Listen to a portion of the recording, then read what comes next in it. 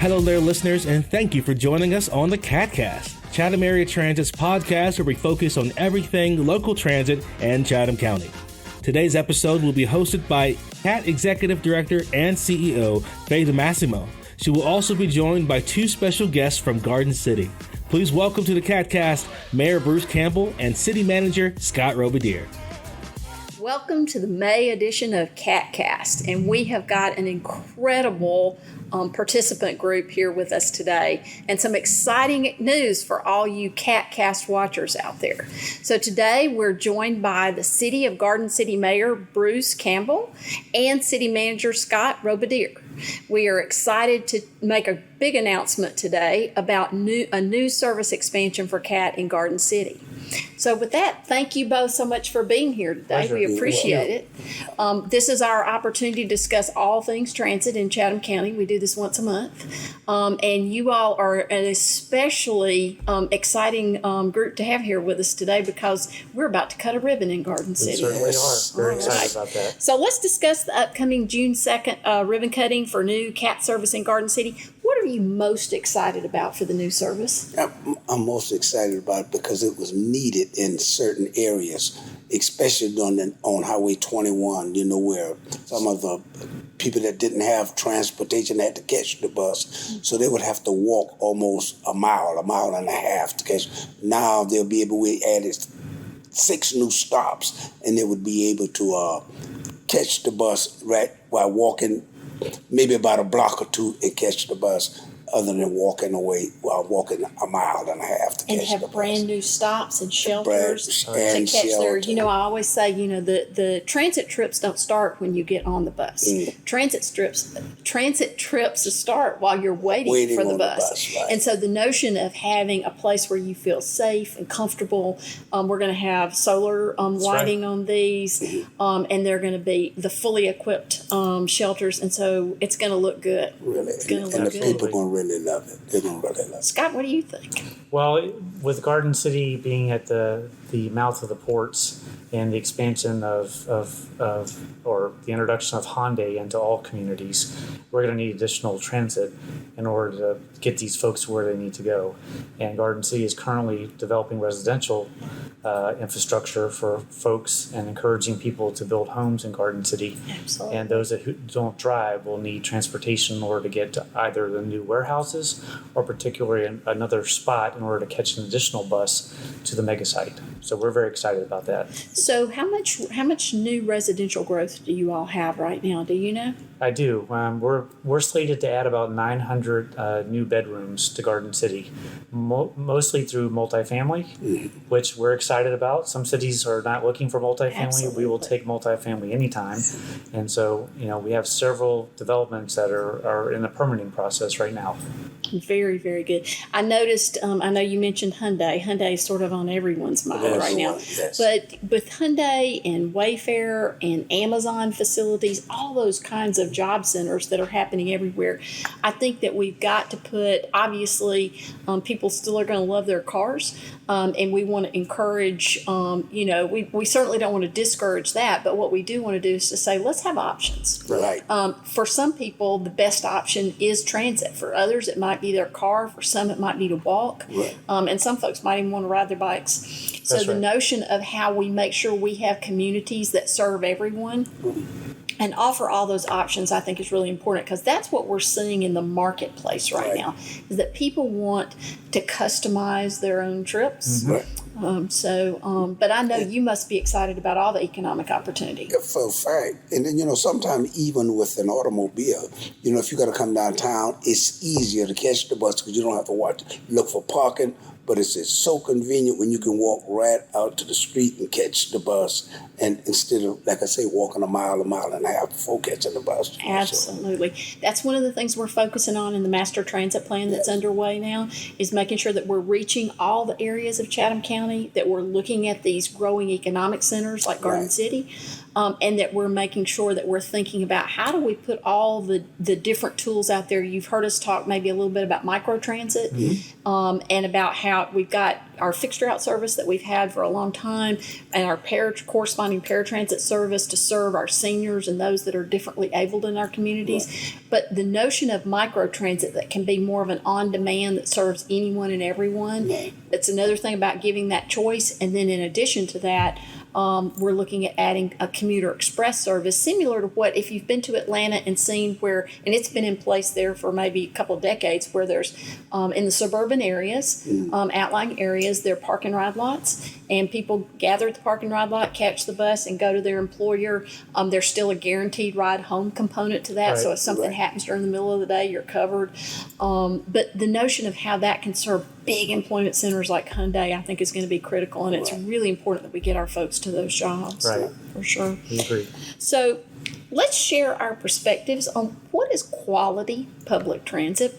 Mayor, what do you think that looks like? What is quality public transit? What is quality?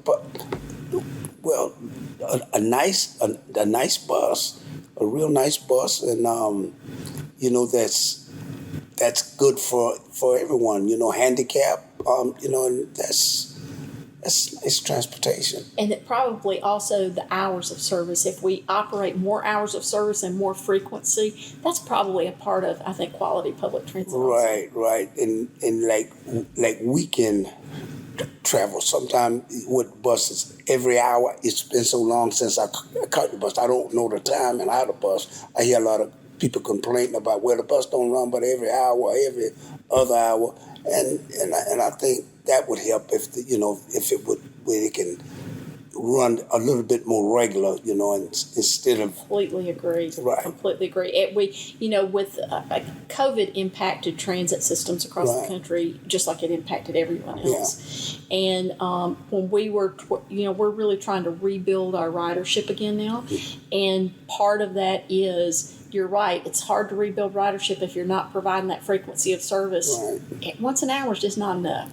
We're very mindful of that, and we're working to at least get back to half-hour frequencies, and hopefully, especially on some of our highest demand routes, get even better than that. That's right. Scott, what do you think quality public transit looks like? I think it's a multi-layered topic, because accessibility, as Amir said, dependability, as the mayor also alluded to, different options, like we were just previously discussing micro-transportation and those type of things. The willingness of CAT to be aggressive and expand into other areas where there's not transit, but you recognize a need, and you all can assist the municipality in expanding the service. I think all those go into quality public transportation. I know that you have quality drivers. They're well trained, they're well compensated, and I believe they're very personable and do a great job. All those things make up what I guess we could call the cornucopia of public transportation, which is CAT. And so they all work together in concert to provide a better experience for the riders. I think between both of you, you literally have named off everything, and you're right. It really is about the experience. It's got to be an experience that gets you to where you need and want to go. It's got to be an experience that's safe and reliable and comfortable. And it's got to look good and feel good, right? And so I think that you've named off all of those things as a part of describing. I think you guys have got quality public transit nailed. So now we've just got to make sure we provide it. And I think you will. I believe so too. I also want to tell you how much I appreciate your call out to our professional operators. They are the cornerstone of our service, and they are so interested in making sure that we're providing the very best in our community, and we're so proud of them. So I appreciate you recognizing them. All right. So, what is the greatest challenge facing Garden City and our region where CAT can be a part of the solution, a valuable tool in the toolkit, so to speak? Well, it would be most valuable if we can get it like in certain areas, like we got like Highway 80 and Dean Forest Road, the places that really needs transportation for the workers. Dean Forest Road is not as bad as Highway 80 because you got a lot of people live out on Highway 80, but Dean Forest Road is where a lot of workers have to go to work out, and then they started building warehouses out there. So that's That's what we really need them in those areas. I think you're right. I think it really is that challenge is about connectivity. Yeah. And reliable connectivity, because your interstates and your major roadways aren't reliable when everybody's stuck in traffic for an hour or more, right? Yeah. And so I think the notion of how, again, it's that layering of solutions to find that where's our sweet spot of all the things that we're putting out there and offering and so forth, to make sure that that those challenges of connecting people, whether it's to jobs, which is so important, but also to education, to health care, all just the places that they, services that they need and so forth, really critical. Scott, what do you think? Well, I think for starters, and this is outside of Garden City, but we need to make sure that CAT has the appropriate funding to meet the need. And that's very important, because we can ask you for additional service, but if you don't have the funding to do it, then we know it's not going to happen, because like everything else, CAT runs on a business model. And even though we may want you to expand a route to certain segments of Garden City, if it doesn't make good economic sense, then it's just not viable. And so doing our part, making sure that we contact people on your behalf to make sure CAT has the appropriate funding to expand these services is very important. And that's a challenge, because unfortunately money is what drives almost everything that we do in government. Of course. So that's one. I think also making the residents understand that public transportation is not only for socioeconomically depressed people. Right. It's for everybody. And public transportation is a choice that people make regardless of their income brackets, whether that be because of environmental concerns, or perhaps, like you were alluding to, they're doing it because the roadways are clogged. GDOT is working in our area to expand our infrastructure and be able to move more cars. But at the same time, we hear complaints about trains in Garden City. Well, each train car that is loaded with containers represents 12 truck movements. And so even though, yes, they block the highway, imagine if all those trucks were on the road. What Chatham Area Transit does is reduces the amount of cars on already clogged and choked public infrastructure. And so that lessens the amount of cars that everyone would have to deal with. And so those are challenges, and I know they're challenges for CAT and they're challenges for us. And I think where we come into play is to make the residents understand the need for expanding the service, especially when you get to a referendum where there's additional tax that may be associated with expanding the service. And that's why we're really excited about what we're doing now through the contract with the additional 6 bus stops, is because we found a creative way to get the service that we need as soon as possible. So a couple of interesting points that you brought up that I want to be sure to share with you. So I don't know if you've ever read the book Better Buses, Better Cities, but it's a worthy read, and it kind of gave me a really changed perspective when you were talking about transit dependent. In our industry, and if you've been in transportation for as many years as I have, a lot, right? You've always associated with transit, heard that term. There's transit choice riders, those who can make that choice and whose economics are probably a little more elevated, and then the transportation or transit dependent. And this book really kind of turns that whole thing on its head and says it's like you've got a group of riders that are committed to you because of lack of choice, but you have other riders that you have to appeal to. And this book sort of turns that whole notion on its head and says, well, not really. Because if you really want, you've got to appeal to every rider. Mm-hmm. Because even those who may have some things that would otherwise qualify them as transit dependent, maybe less socioeconomic means or those kinds of things, everyone will find different choices if the choice that they have is not a good one. Everyone will find different choices.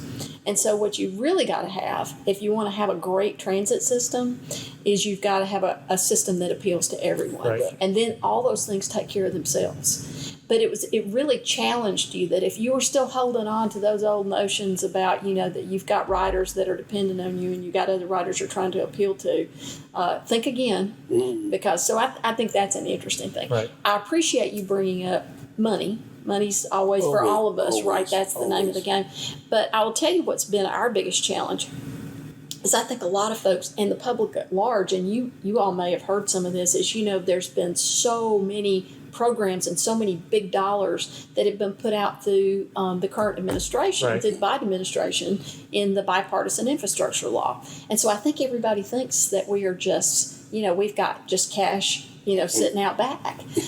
We've got it all over the place. And the notion is the big catch for us is local match, because you can't go after those dollars. Very, very rarely are there programs that don't require a match. I mean, just incredibly rare. Most of the time you're at 80-20. Sometimes you're even in a 50-50 position. It just depends. But you've got to have local match. And right now, as CAT sits today, every single dollar that we have, whether it's one of those great federal program dollars or some of our regular Federal Transit Administration funding, or whether it's the local match that we already have through SPLOST or through the city or through the special transit tax district or any of those measures of local match, every single dime of it is committed to a very specific project, expansion, new bus, new ferry, parts and materials, whatever it is, every single dime of it is committed. So there is no flexibility to be able to, if a great opportunity did come out, we have to be very selective about figuring out.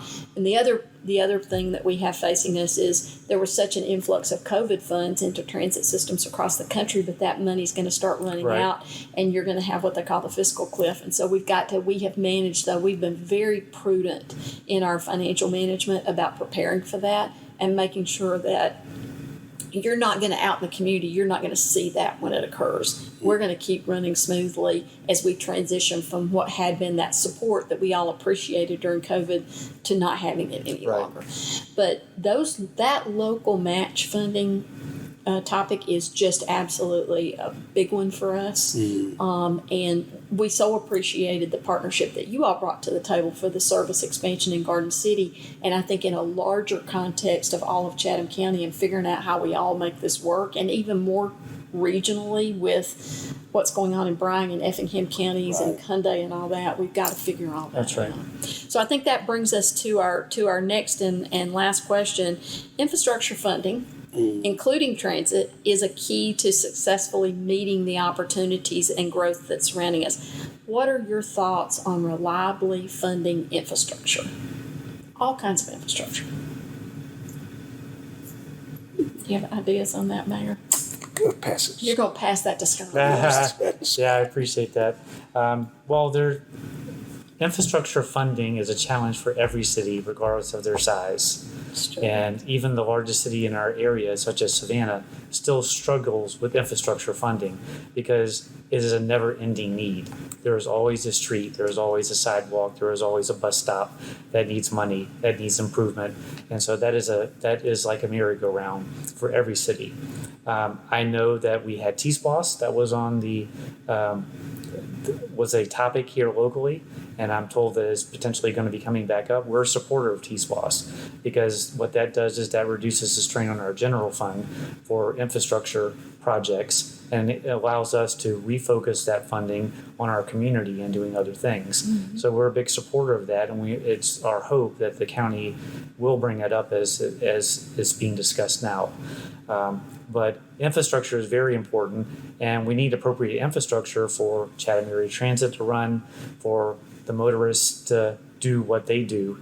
And GDOT's doing a lot of exciting projects here, but I think we can all be honest and say it's a little bit behind. And so GDOT being able to get appropriate funding from the federal government and other sources is extremely important to everything that we do here, because it's coupled with, for example, CAT. You can have a stop, but if it's not the appropriate stop, it doesn't meet the appropriate standards, it's not ADA accessible and compliant, there are not infrastructure such as sidewalks there, street lighting, then that's a deterrent to people wanting to ride the bus. And all that comes from not only the local government, but from the state government. So it's extremely important. Absolutely. You want to add anything to that, Matt? I just agree with what he says. So I think that, certainly T-SPLOST is sort of a topic right now. Right. And we also are strong supporters of it. We actually went ahead and our board adopted our recommendations for T-SPLOST for CAT. for CAT's coordination with all the local governments and, of course, the county that'll be leading this as we move forward. But I think it's back to that whole, you got to have local funding if you want to be hugely competitive for these other dollars. And I mean, you think about it and you're like, why wouldn't you want to do that? Because you can take, your 10% share and match it with 90%, or your 20% share and match it with 80%, and all of a sudden you've brought a lot of opportunity in the form of an investment in infrastructure into these communities, and it's just absolutely so necessary. And infrastructure, makes it's the one thing I always used to, and I still think this is true. The only other thing in a city like yours, Mayor, that people interact with as frequently as is water, is your water. But otherwise, what do people every day, they either have to walk or ride a bike or drive their car or catch the bus. They interact with transportation infrastructure and mobility every single day. And so if we're not really providing the very best service there, I think also one other question that I just thought of is talk a little bit about sustainability too, because we're talking about having solar power on the new shelters at Garden City. And how we are really moving aggressively into the electric vehicle market, both with our current fixed route buses, but also with our paratransit buses, with what will be our micro transit buses, which will look a whole lot like the paratransit buses that size, but they'll be outfitted not just for a paratransit rider, they'll be outfitted for any rider. So talk a little bit about sustainability and how much that matters in Garden City as well. Well, the low-hanging fruit here is, of course, with a name like Garden City, sustainability needs to be a priority. Absolutely. And that's one of the reasons, that we were so excited about expanding CAT, because there is a impact to the environmental footprint with more people riding transit, and particularly CAT. But with the expansion of electric vehicles, electric buses, things like that, to your point, also comes the need for the infrastructure to provide the recharging stations and other things. And we're very excited because we're in the preliminary talks with a company out of California to build the first ever in our area in Garden City, a recharging station for large trucks, buses, things like that, right in Garden City. And we're very excited about that because this represents this company's first investment in Georgia, period. And those things are necessary, as well as the city paying attention to what's going on in the market with electric vehicles.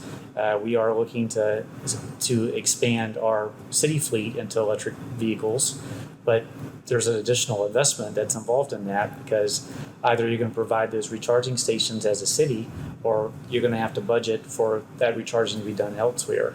And so sustainability is very important, and like we've discussed, taking additional vehicles off the road in Garden City, especially in the 21 corridor, is extremely important to us. So those things, need to be a priority for us moving forward. Well, CATCast viewers, you heard it here first. Garden City is leading the way with bringing electric charging infrastructure down here to this part of the world. That is, and the first in Georgia. That is exciting. That's leadership, sir. Yes, sir. That sounds like you've got a fine mayor. He's doing a great job, so is Great counsel, absolutely. And, my job is to be out there being the scout, to try to bring things to the table on that. But we're very excited about that, and obviously as a city, we're going to work closely with them to do whatever it takes to make this project possible. And so who knows, maybe Cal will be a customer one day. I'm hoping. I'm ready. We're ready. Well, as we close, do you have any closing remarks you'd like to share with us about your future in Garden City, future with transit, excitement about the ribbon cutting, any of those things, Mayor? I'm just excited about the whole things and just looking forward to expanding CAT service more in Garden City. We are too. We're looking forward to that. We are too, sir. Anything else? Well, our relationship with CAT is second to none.